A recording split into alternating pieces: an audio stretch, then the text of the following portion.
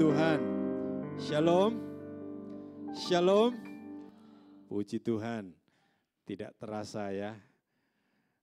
Malam hari ini sekalipun seberapa yang ada, saya yakin Tuhan hadir dan Tuhan ada bersama dengan kita. Amin.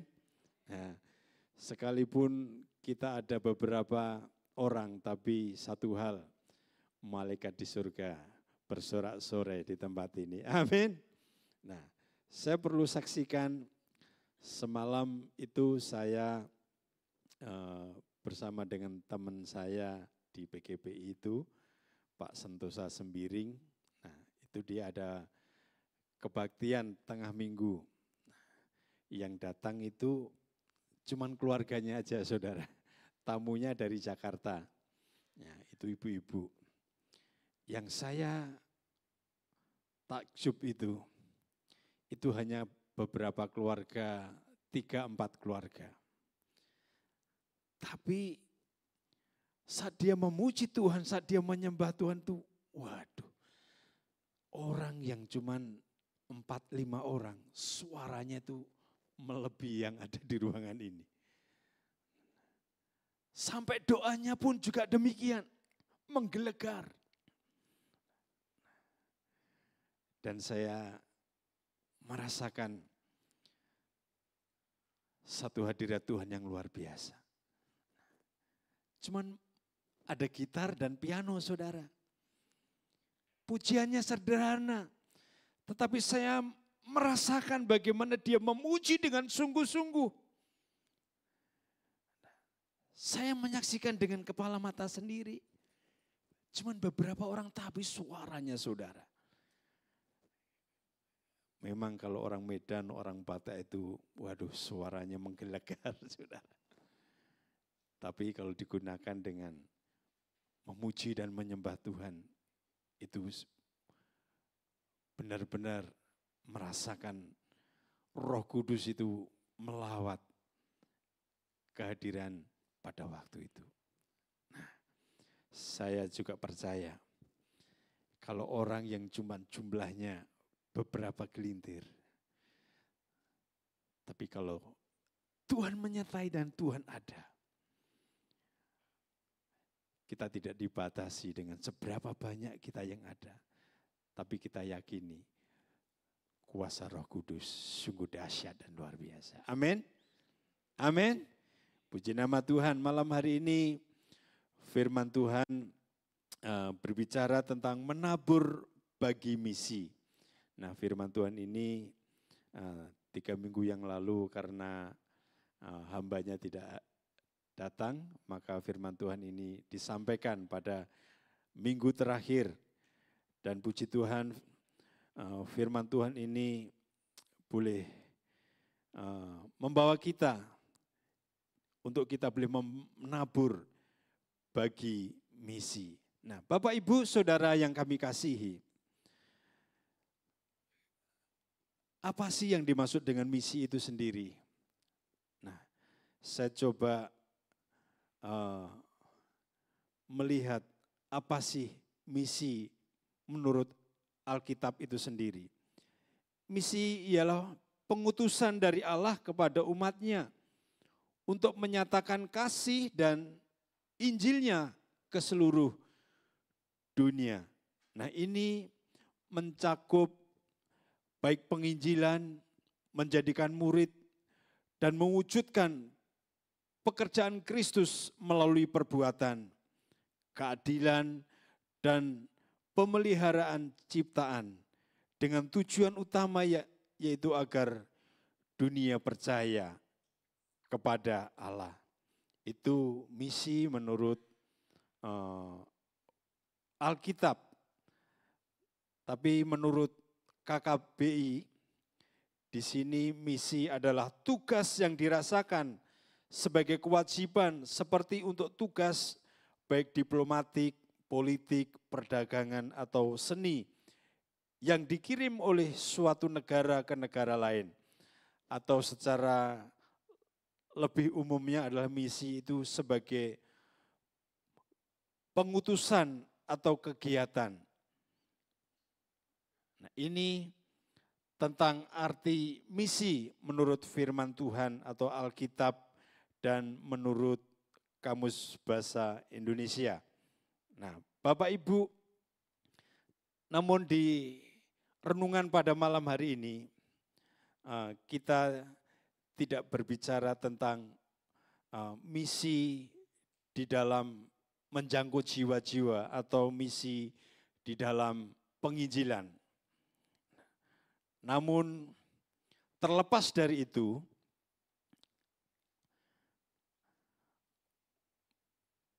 menabur bagi misi ini adalah sesuatu yang perlu saudara dan saya kerjakan di tengah-tengah gereja Tuhan, di tengah-tengah pekerjaan Tuhan yang membutuhkan tentunya hal-hal yang kita butuhkan selama misi itu berlangsung. Mari kita akan perhatikan firman Tuhan, kita akan buka di dalam 2 Korintus pasalnya yang ke-9. 2 Korintus pasalnya yang ke-9.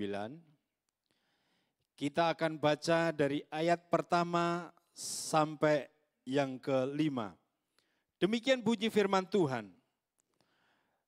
Tentang pelayanan kepada orang-orang kudus, tidak perlu lagi aku menuliskannya kepada kamu.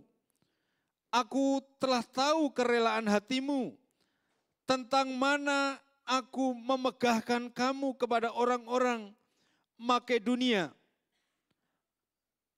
Kataku, Akaya sudah siap sedia sejak tahun yang lampau, dan kegiatanmu telah menjadi perangsang bagi banyak orang.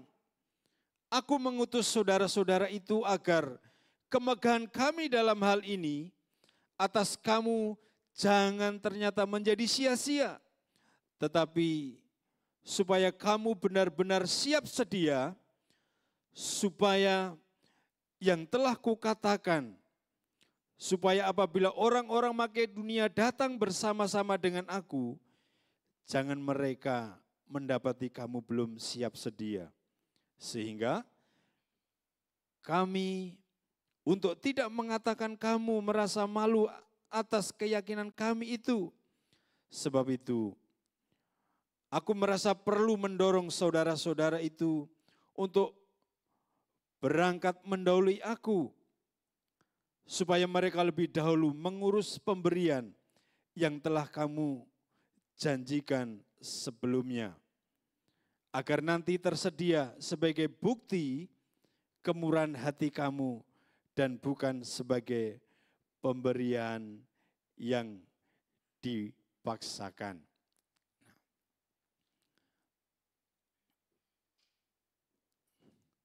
Ya.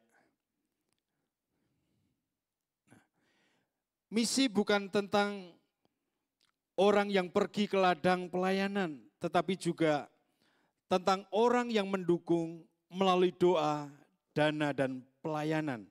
Nah, Paulus mengajar jemaat Korintus ini tentang cara memberi dengan benar untuk mendukung pelayanan Injil. Nah, di dalam pembacaan ini, misi tadi dikatakan bukan hanya tentang orang yang pergi ke ladang pelayanan, tetapi juga tentang orang yang mendukung melalui apa? Doa-doa saudara dan saya, melalui dana dan pelayanan yang boleh kita kerjakan. Itu yang dimaksud dengan misi itu sendiri. Dan kita tahu bagaimana Paulus ini mengajar jemaat di Korintus tentang bagaimana dia cara memberi dengan benar untuk mendukung pelayanan Injil ini. Nah, Bapak, Ibu, Saudara yang kami kasih di dalam nama Tuhan Yesus.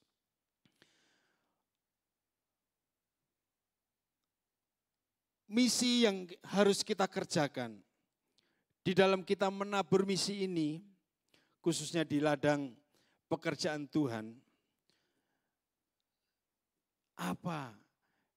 sikap apa yang harus kita kerjakan di hadapan Tuhan.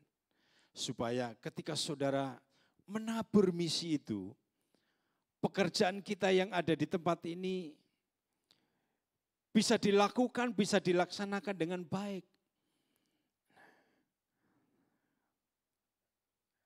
Kalau kita baca di dalam 1 Tawarikh, saya teringat di dalam 1 Tawarikh 29 pasal yang terakhir. Kalau kita baca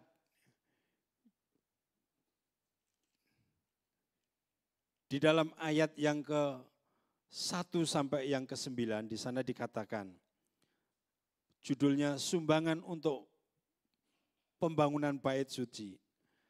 Berkatalah Raja Daud kepada segenap jemaat itu, Salomo anakku yang satu-satunya dipilih Allah adalah masa muda dan kurang berpengalaman. Sedang pekerjaan itu besar, sebab bukanlah untuk manusia. Bait itu melainkan untuk Tuhan Allah.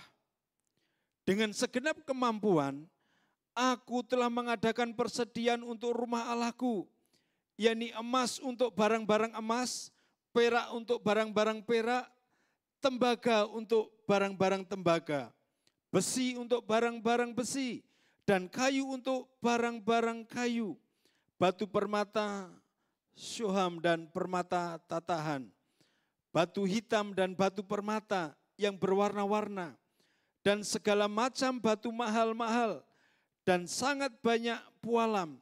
Lagi pula oleh karena cintaku kepada rumah Allahku, maka sebagai tambahan pada segala yang telah kusediakan bagi rumah kudus, aku dengan ini memberikan kepada rumah Allahku dari emas dan perak kepunyaanku sendiri. 3.000 talenta emas dari emas Ofir, dan 7.000 talenta perak murni untuk menyalut dinding ruangan, yakni emas untuk barang-barang emas dan perak untuk barang-barang perak dan untuk segala yang dikerjakan oleh tukang-tukang.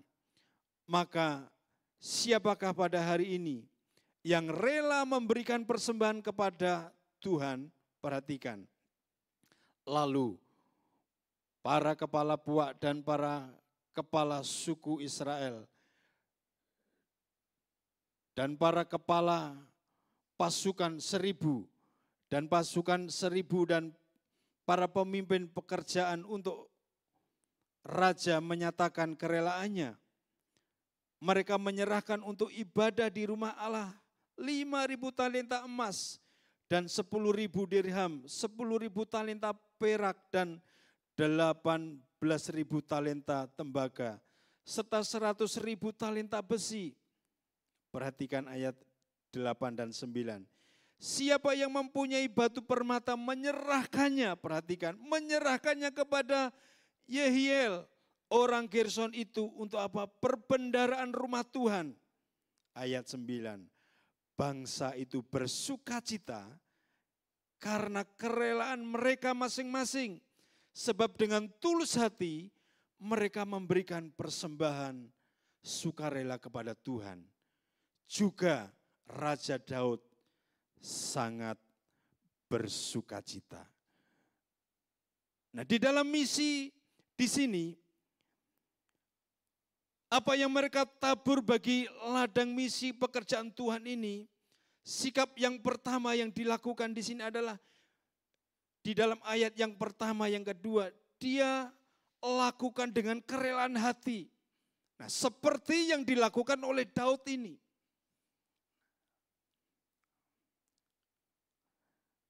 Dia memberi persembahan yang begitu luar biasa untuk pekerjaan Tuhan, untuk bait suci yang akan dibangun.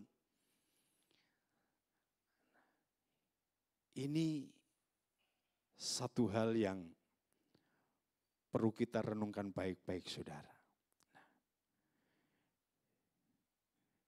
Jadi menabur bagi ladang misi itu harus memiliki satu sikap kerelaan hati di dalam hidup saudara dan saya. Dan sikap Daud ini sungguh sangat luar biasa, saudara. mereka mempersembahkan emas, perak, dan lain-lain. Bukan dengan jumlah yang sedikit, saudara. Tetapi dengan jumlah yang sungguh-sungguh luar biasa. Nah, mungkin kalau rumah saya dijual juga kurang, saudara. Tapi ini Daud. Dia mempersembahkannya apa? Dengan sukacita, dengan kerelaan hati, dengan sukarela. Hanya buat apa, saudara? Buat pekerjaan Tuhan. Buat Tuhan dimuliakan.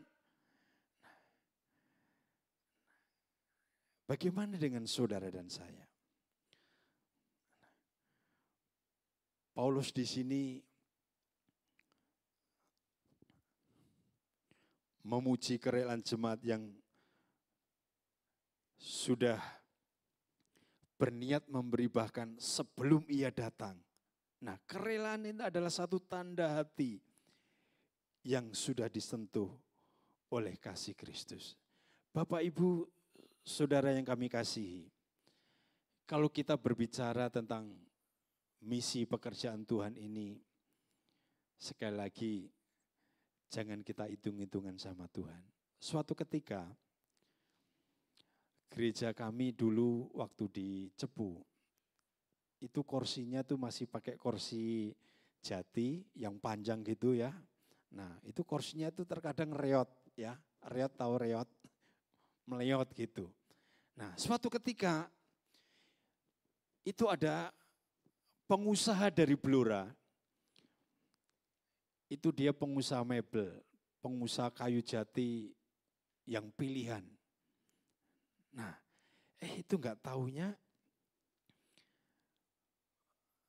si tamu ini yang dari Blora itu duduk di situ dan dia merasakan mungkin dia kecepit atau gimana aja. Jadi pantatnya sakit karena duduknya enggak nyaman. Apa yang terjadi, saudara? Rupanya Roh Kudus tidak tinggal diam. Roh Kudus tidak tinggal diam. Tuhan bekerja di dalam ibadah pada waktu itu. Dan apa yang terjadi, saudara? Si bapak ini, saya lupa namanya. Cuman saya ingat istrinya namanya Tante Eli. Bukan Eli John. Tante Eli. Nah, dia itu mempersembahkan kursi 500 kursi, saudara. Itu puji nama Tuhan. Itu jemaat akhirnya bersuka cita karena apa? Kursi-kursinya diganti semua, saudara. 500. Dan puji Tuhan pada waktu itu gerejanya baru selesai dibangun. Kalau bukan Roh Kudus, kalau bukan Tuhan sendiri yang menjamah, saya yakin tidak akan terjadi. Tetapi satu hal, Ibu Eli ini boleh mempersembahkan dengan sukacita, dengan kerelaan hati mereka. Dan akhirnya kami jemaat yang ada di Cepu ini bisa duduk dengan baik. Puji nama Tuhan. Tapi satu hal, pekerjaan yang sangat luar biasa. Karena dengan adanya kursi gini, kalau sudah ibadah selesai, pasti kursinya di apa, saudara? Dilipat. Kursinya disusun. Nah, kalau sudah disusun, dikerjain sama kita anak-anak muda pada waktu itu, termasuk saya. Jadi hampir setiap minggu, berapa tahun waktu itu ya, kita masih sekolah waktu itu. Setiap minggu kita lakukan. Dan tengah minggu, karena kalau tengah minggu itu ada ibadah, kursinya itu enggak full digelar, saudara. Karena kebanyakan orang jemaatnya enggak datang semua. Kalau ibadah tengah sore gini, yang datang kebanyakan mak-mak yang sape-sape, yang pakai tabih gitu ya. Yang tua-tua, yang mudanya pada masih sekolah, mungkin ada yang kerja. Nah, Itu sebabnya yang dilakukan dengan kerelaan hati ini akan membuahkan satu karya yang luar biasa. Yang Tuhan nyatakan di dalam kehidupan kita. Kalau kita mau memberi dengan sukacita, dengan kerelaan hati. Dan benar saudara, apa yang Tante Eli ini kerjakan. Dan saya melihat itu usahanya itu maju luar biasa saudara. Pesanan demi pesanan itu selalu mengalir. Karena apa? Mereka mempersembahkan dengan kerelaan hati. Bukan dengan sungut-sungut. Nah, suatu ketika di gereja lama dulu ya, saat pembangunan itu ada yang dengan beraninya janji iman saudara. Janji imannya itu enggak 100-200 juta saudara. Janji imannya itu saya dengar pada waktu itu 1 M. 1 M. Tapi saya melihat yang janji iman ini orangnya biasa-biasa aja. Terpenuhi enggak saudara? Terpenuhi enggak saudara? Kerjaannya enggak sesuai apa yang diharapkan, tetapi dia punya keyakinan iman yang sungguh luar biasa. Akhirnya janji tinggal janji iman. Dan akhirnya orangnya hilang saudara. Nah, kenapa? Didasari bukan dengan kerelaan sikap hati yang benar saudara. Maka saya menghimbau di tempat ini, kalau janji iman hati-hati saudara ya. Jangan asal nyeplok, jangan asal mengucap ya. Nah, seberapa saudara punya, seberapa saudara miliki. Nah, persembahkan yang terbaik sama Tuhan. Jadi jangan muluk-muluk saudara. Karena apa? Enggak sesuai dengan apa yang saudara dan saya punya. Akhirnya apa? Kita undur daripada Tuhan. Enggak ibadah, ngumpet karena apa? Malu.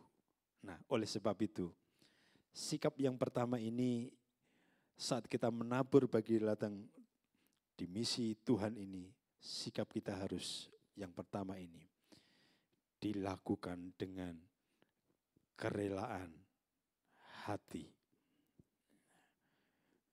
Puji nama Tuhan. Tuhan mengasihi pemberian.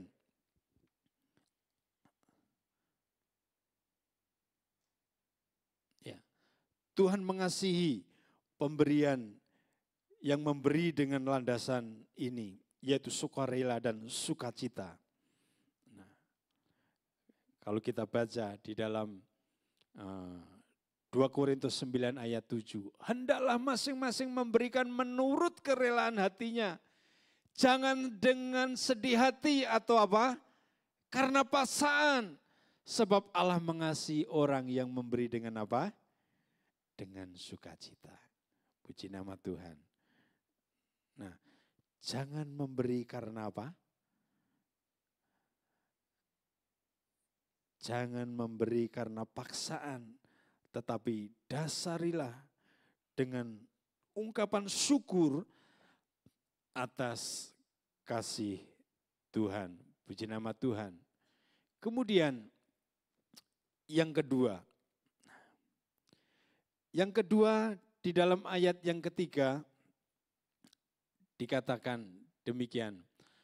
Aku mengutus saudara-saudara itu agar kemegahan kami dalam hal ini atas kamu jangan ternyata menjadi sia-sia, tetapi supaya kamu benar-benar siap sedia seperti yang telah kukatakan. Bapak Ibu, yang kedua ini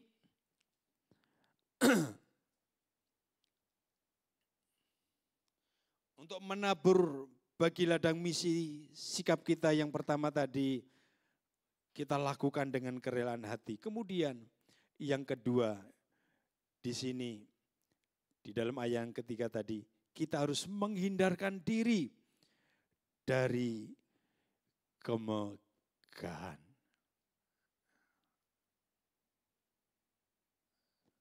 Sorry, sebentar ya. Ya. Menghindarkan diri dari kemegahan. Nah, salah satu godaan dalam memberi adalah dalam soal motivasi. Motivasi lurus itu memberi bukan untuk pamer, saudara, atau mencari pujian manusia. Nah, ini yang sering terjadi, saudara. Nah, kalau kita tidak menyadari akan hal ini, motivasi kita itu seringkali apa? Tidak lurus. Nah, tapi Tuhan inginkan motivasi kita itu harus lurus. Benar-benar kita ini menghindarkan diri dari kemegahan. Ada banyak orang, saudara, ketika gerejanya dibangun, orang berlomba-lomba. Pengen apa? Pengen dipuji orang. Ya. Pengen dipuji orang. Dan di sini dikatakan bahwa Paulus ini mengingatkan jemaat agar memberi dengan apa? Kerendahan hati, bukan untuk dipuji oleh manusia. Yesus mengajarkan memberi secara tersembunyi, agar hanya Bapa yang melihat dan memuliakan. Kalau kita bisa baca di dalam Injil Matius, pasal yang ke-6 ayat 3 dan ke-4 di sana dikatakan, tetapi jika engkau memberi sedekah, janganlah apa? Diketahui tangan kirimu apa yang diperbuat tangan kananmu. Hendaklah sedekahmu itu diberikan dengan tersembunyi, maka Bapamu yang melihat yang tersembunyi akan membalasnya kepadamu. Puji nama Tuhan. Jadi mari kita boleh memberi untuk kita belajar merendahkan hati, bukan untuk dipuji oleh manusia. Nah, kalau kita mempersembahkan dengan tujuan untuk dipuji, disanjung-sanjung sama orang, maka persembahan segede apapun akan sia-sia, saudara. Nah, ingat bagaimana kita seringkali membaca firman Tuhan, seorang janda yang miskin, mereka bisa mempersembahkan sekalipun dikit, tapi sedikit dari kekurangannya itu di hadapan Tuhan itu luar biasa. Karena apa? Dia memberi dari kekurangannya. Sehingga Tuhan melimpahkan dan Tuhan memperkenankan persembahan si janda miskin ini. Beda dengan orang yang kaya, dia mempersembahkan dengan waduh luar biasa. Mungkin kalau ditaruh di persembahan kantong itu, wah bunyinya keletek, kelinding-kelinding atau dan lain-lain. Hanya pengen dipuji, hanya pengen disanjung. Nah, Tuhan gak suka akan hal demikian, saudara. Kiranya Tuhan inginkan untuk kita untuk cepat-cepat menghindari dari motivasi-motivasi yang tidak berkenan di hadapan Tuhan. Nah, saya yakin dan saya percaya di sini tidak ada yang memiliki motivasi yang lain. Hanya untuk memuliakan dan memuliakan dan memuliakan dan memuliakan nama Tuhan saja. Amin. Amin. Itu sebabnya persembahkan dengan sungguh-sungguh. Jangan ada motivasi yang lain. Tidak ada kemegahan diri, oh karena saya. Jadi akunya yang nampak. Bukan Kristus Tuhan yang nampak atas hidup kita. Tetapi akunya. Nah kalau kita sudah aku.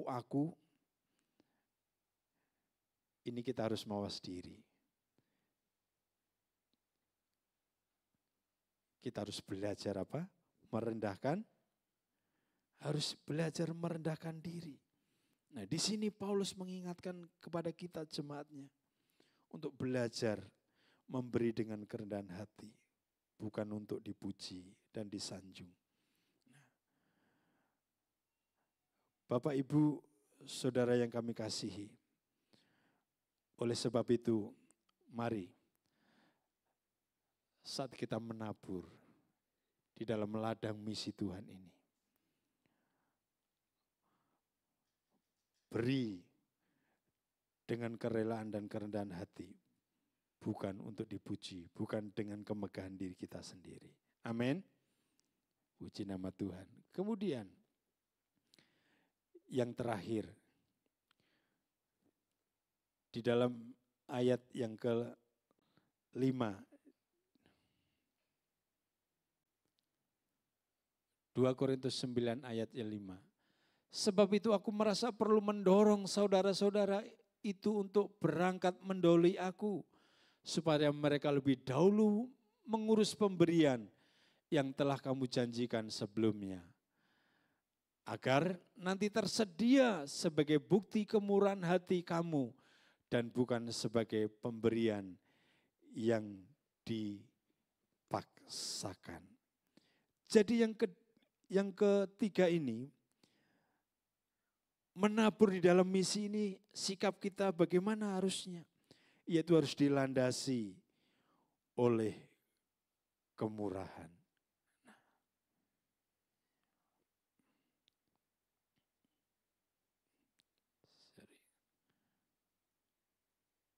Ya. Pemberian yang benar itu lahir dari hati yang penuh kasih dan murah hati.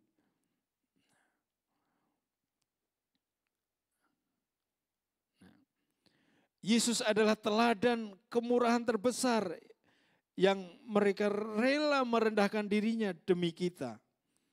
Kalau kita baca di dalam 2 Korintus pasal 8 ayat yang ke-9. Di sana dikatakan, karena kamu telah mengenal kasih karunia Tuhan kita Yesus Kristus, bahwa Ia yang oleh karena kamu menjadi miskin, sekalipun Ia kaya, supaya kamu menjadi kaya oleh kemiskinannya. Nah, ketika kita memberi, kita sedang menabur benih Injil yang akan berbuah bagi kemuliaan Tuhan. Nah, ini yang harus kita kerjakan, saudara. Dilandasi oleh kemurahan hati. Kemurahan hati ini mewujudkan satu kasih yang begitu luar biasa terhadap pekerjaan Tuhan yang ada di tempat kita. Kalau bukan dengan kemurahan hati, saya yakin pekerjaan di tempat ini ya begitu-begitu saja, saudara. Tetapi peran saudara, karena kemurahan hati saudara, maka pekerjaan Tuhan yang ada di tempat ini boleh semakin maju dan berkembang, saudara. Saya percaya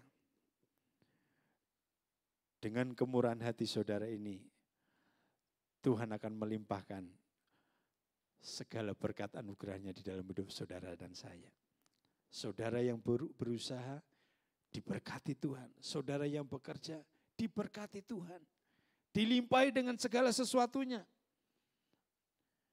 Karena apa yang saudara sudah tabur itu, saudara akan menuai sesuai dengan janji firman Tuhan. Ada 30, 60, bahkan 100 kali lipat. Nah, oleh sebab itu, miliki kemurahan hati itu di dalam Tuhan. Kalau kemurahan hati itu menyertai hidup saudara dan saya yakin dan saya percaya. Hidup saudara penuh dengan ucapan syukur di hadapan Tuhan. Karena kita dilimpahi dengan segala berkat, kasih, dan setianya. Nah, Bapak, Ibu, saudara yang kekasih dalam nama Tuhan. Ketiga hal ini yang mendorong kita pada malam hari ini untuk kita boleh menabur bagi ladang misi yang Tuhan percayakan buat saudara dan saya. Nah, kalau Tuhan sudah percayakan buat saudara dan saya, ada rencana yang terindah yang Tuhan akan buat di dalam hidupmu dan hidup saya sebagai pelayan-pelayan Tuhan, sebagai hamba-hamba Tuhan, sebagai jemaat-jemaat yang dikasih Tuhan. Saya yakin dan saya percaya kalau kita mau menabur, maka kita akan menuai berlipat kali ganda sesuai dengan janji firman-Nya. Puji nama Tuhan. Itu sebabnya mari pesan firman Tuhan pada malam hari ini. Mari kita menabur di ladang misi yang Tuhan sudah percayakan dalam hidup saudara dan saya. Nah, ladang misi ini bukan berbicara hanya tentang dana-dana yang kita butuhkan, tetapi peran saudara, doa-doa saudara, pelayanan-pelayanan saudara, tabur dan beri yang lebih lagi kepada Tuhan. Dengan sungguh-sungguh kita memiliki satu motivasi yang benar dan yang benar. Yang sungguh-sungguh menyenangkan hati Tuhan. Dan saya yakin apa yang saudara akan tabur nanti, baik saudara yang melayani di musik, di multimedia, di tamborin, di aser, dan lain-lain sebagainya. Bahkan sekalipun saudara tidak ada di atas mimbar ini, saudara ada di belakang, saudara hanya berdoa, maka doa saudara itu ada kekuatan yang luar biasa. Saudara, di dalam menabur di ladang Tuhan mengenai misi ini, ada banyak orang-orang di belakang yang senantiasa mendukung saudara dan saya melalui doa-doa itu, saudara. Sehingga hamba-hamba Tuhan di tempat ini dipakai Tuhan, diurapi Tuhan. Maka jangan heran, keberhasilan seorang hamba Tuhan itu bukan terletak kehebatan diri mereka, tetapi di belakangnya ada seorang pendoa-pendoa yang setia. Dan saya yakin di tempat ini pun ada pendoa-pendoa yang sungguh luar biasa. Amin. Nah, saya bersyukur setiap pagi ada doa pagi di tempat ini. Sekalipun ada tim pengembalaan, tetapi ada dari Tangerang, ada dari Kerawang, ikut Zoom, saudara. Saudara yang ada di Cirebon bagaimana? Itu yang di Kerawang, yang di Tangerang ikut, saudara. Kita patut bersyukur. Sejak gereja ini ada, doa itu tidak pernah diliburkan, saudara. Karena dengan doa, ini ada satu misi, saudara. Jadi misi itu bukan hanya karena masalah uang dan uang, enggak, saudara. Tetapi pekerjaan saudara, pelayanan saudara, itu diperhitungkan sama Tuhan. Saya sedih, saudara, ada gereja, enggak ada doa paginya, saudara. Doa paginya itu bisa dihitung jari. Kalau pendetanya Kiyeng, ada, saudara, itu. Tapi saya enggak sebut namanya. Ada, saudara. Tapi kita beruntung, kita bersyukur. Jemaat kita dengan setia ikut doa pagi. Nah, saya menghimbau yang ada di sini, mari lakukan dengan setia. Nah, semalam ketika saya ikut doa di tempat Pak Sentosa itu, Sembiring, nah, saya terkagum-kagum, saudara. mereka itu sedikit, tetapi ketika mereka berdoa, itu menggelegar suaranya, saudara. Menggelegar karena apa? Bukan suaranya keras, tetapi permohonan doanya itu dengan sungguh-sungguh, saudara. Saya dijamah Tuhan dan saya juga mendapatkan lawatan Tuhan pada waktu itu. Bukan karena jumlah, tapi karena motivasi, kesungguhan hati mereka untuk ingin berjumpa dengan Tuhan. Dan satu perkara, kuasanya dinyatakan. Amin. Itu sebabnya mari taburlah di ladang misi di dalam hidup saudara dan saya. Kalau kita lakukan dengan kerelaan hati, kalau kita lakukan tidak dengan memegahkan diri, kalau kita lakukan dengan kemurahan hati kita yang dilandasi oleh kemurahan hati, saya yakin dan saya percaya tidak lama lagi akan ada jiwa-jiwa dimenangkan bagi Tuhan. Akan bangku-bangku yang kosong ini akan dipenuhi dengan jiwa-jiwa yang menanti-nantikan Tuhan. Persiapkan bagi Tuhan, waktunya sudah dekat. Mari kita berlomba-lomba untuk kita menabur di ladang misi Tuhan. Apapun yang saudara dipercayakan Tuhan, apapun bagian saudara, kerjakan dengan sungguh-sungguh. Tidak dengan motivasi yang lain. Amin. Mari kita bangkit berdiri. Kita akan naikkan satu pujian. Bapa